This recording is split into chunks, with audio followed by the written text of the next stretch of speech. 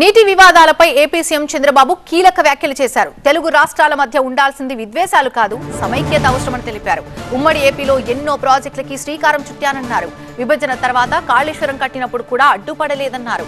గోదావరిలో నీళ్లున్నాయి కాబట్టే అభ్యంతరం చెప్పలేదన్నారు. గోదావరి, పెన్నా, గంగా, కావేరీ నదుల అనుసంధానం జరగాలన్నారు. విద్వేషాలు కాదు, సామరస్య పరిష్కారం కావాలన్నారు సీఎం చంద్రబాబు. నేను ఒకే విషయం మీ అందరినీ కోరుతున్నాను. పోయిన సంవత్సరం దగ్గర 6,282 టీఎంసీ నీళ్లు గోదావరి, కృష్ణాలో సముద్రంలోకి వెళ్ళాయి. గోదావరిలో నీళ్లు పుష్కరంగా ఉన్నాయి. అందుకే మీరు చూసినప్పుడు నేను ఎప్పుడు కూడా గోదావరి నీళ్లు వాడుకుంటే ఎప్పుడు నేను అడ్డు చెప్పలేదు.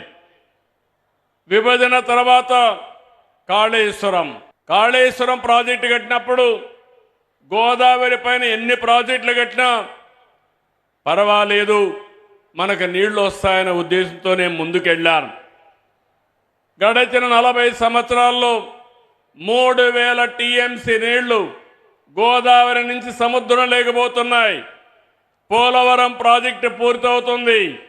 కృష్ణా, గోదావరి అనుసంధానం జరుగుతుంది.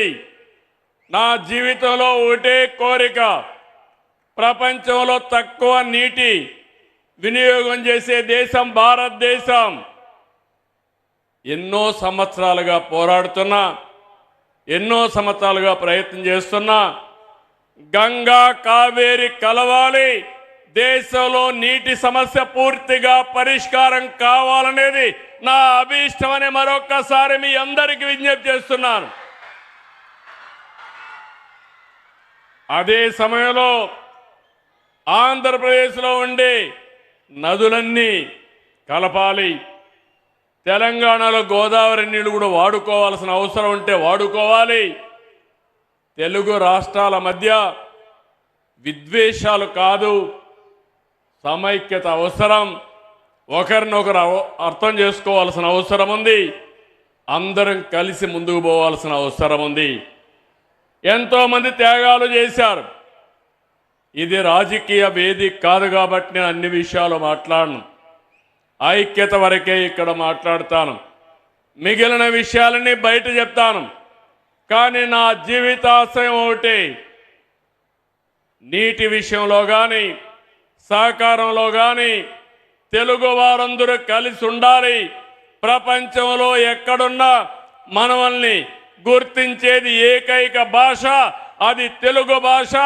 ఆ భాష ముందుకు పోవాలంటే, తెలుగు జాతి ప్రపంచంలో నెంబర్ 1 కావాలంటే మనకు కూడా ఐకమత్యం అవసరం అని చెప్పి మరొక్కసారి తెలియజేస్తున్నా.